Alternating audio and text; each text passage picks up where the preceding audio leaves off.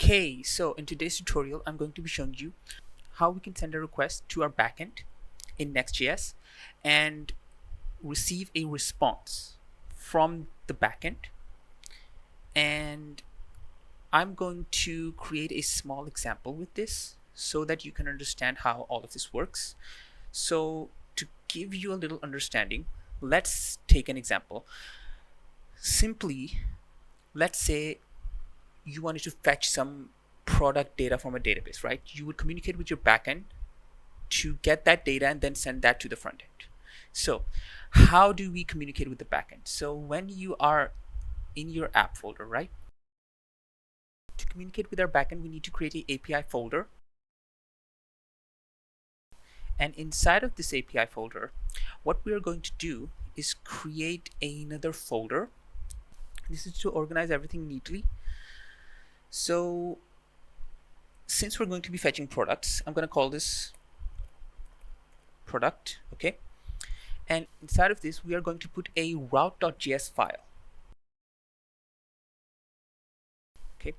And if you're wondering what this is kind of like how a page.js file works, but this is used for creating a type of backend. This is basically to tell that, okay, this folder right here, this is a backend file which will receive something like a get or a post or put or delete, and then process that and then send a response to the front end. So in this, we are going to put export, and you do not add default here. What you do is async function, okay? And here is what you put to tell that this backend file is going to receive what kind of request. So is this a get request or post request or whatever request you want to make to your backend? You basically name this function that, okay? So this is going to be simple. Basically, I'm just going to use a get request for this example. So get, and now what I'm going to use is next response, okay? And I'm going to use dot JSON, okay? And I'm going to send a JSON response using this. I'm going to say something simple like message, and I'm going to give a message like, okay? And you need to do a return, okay? So this is a simple example of this, how to make a get request and then get the response back. But how do we get this, right? I am going to go into our product folder. In this, I have a dynamic route, and I'm going to use this. And I'm going to use, since this is a asynchronous function, I'm just going to use it in this to keep things simple. So, and I'm going to say fetch, and you need to put in the full URL to the backend, okay? So I do know this is /API/ product, okay? But I need to get the base URL, okay? So this is the full URL, and you need to put the full URL. Otherwise, this will not work correctly. So, okay. The reason why I named this product data is because I'm also going to show you how we receive data and then put that here, okay, using a fake dummy data API, okay. So what's happening here is I'm getting the product data, right? I'm getting the JSON, and I'm going to just put out the message, which is this right here, okay. So I'm going to save both of these,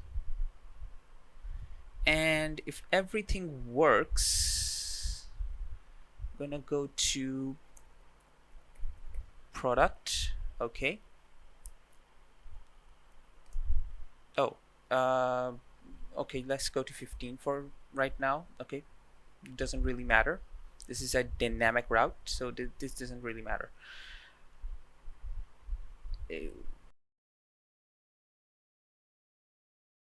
Oh, guys, sorry. This is the product page, not the dynamic route. So let me just go into this. Okay, so I'm getting my message response from the backend. Okay, and this is all working. Okay, okay. So let's move on to a post request, and I've changed some of this. Okay, it's basically the same thing. Method is now post, and we've added a body. Now if you are using fetch, you need to do json.stringify and then put in the JSON code. Okay, and then the rest is pretty much the same. Okay, so just like before, we can get a message. Okay, but let's say you needed to get something from the front end first, right? So with this, you would need the product ID. So how am I gonna get this, right? I'm putting it into my body, but how do I get it here? So you do request, and then you do const, and since we need to get the body, we will do body. We will call our constant body, and then we will do await request dot json. Okay, and now I'm just going to send this to my front end. Okay, so I'm gonna say body dot product dot product ID, save this, and on my front end I am going to add product data dot msg, and I know this looks kind of confusing, but bear with me.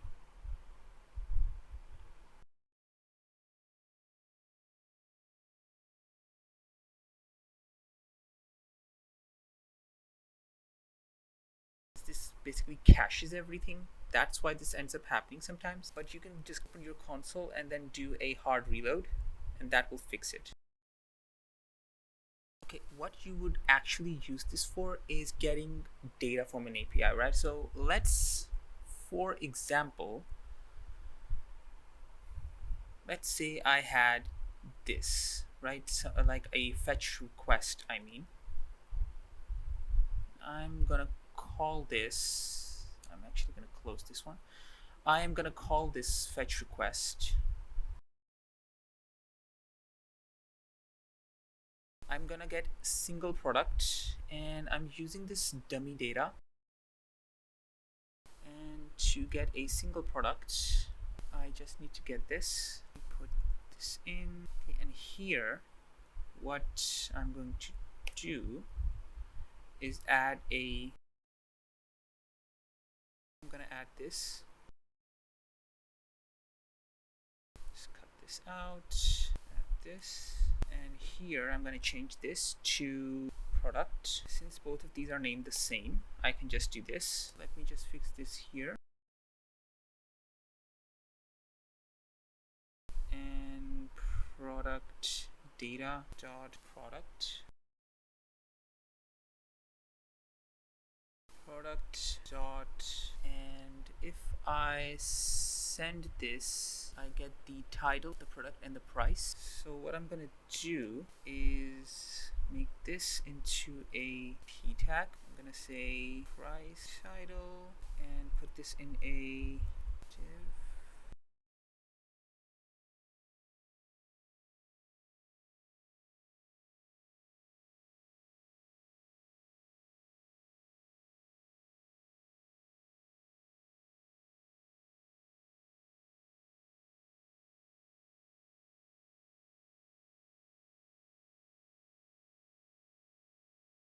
So all of this should work now because I'm getting the product data and I'm just getting the product and I'm getting the title.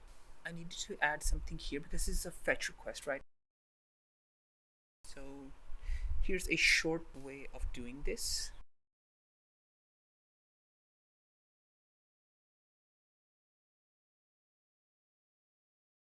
So I'm getting the body. Out of the body, I'm getting the ID and I'm putting it into this. And then I'm just getting the JSON and then I'm putting it into this. And I'm getting it here. And I guess if you want to shorten this, as you can see, it's working here. And if you want to shorten this even further, you can just remove this. These are the tricks you learn after a little experience, okay? And you can just spread it out using the spread operator, okay? So if I do this, what's going to happen is it's going to spread out everything in the product, okay? So it's going to work the same. It's just a neater way of writing it, okay? And if I refresh this,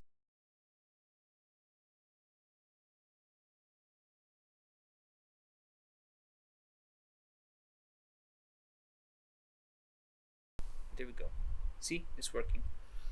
Sometimes you need to hard reload. I'll be making more tutorials on Next.js. Like and subscribe to stay updated, and I'll see you in the next one. Bye.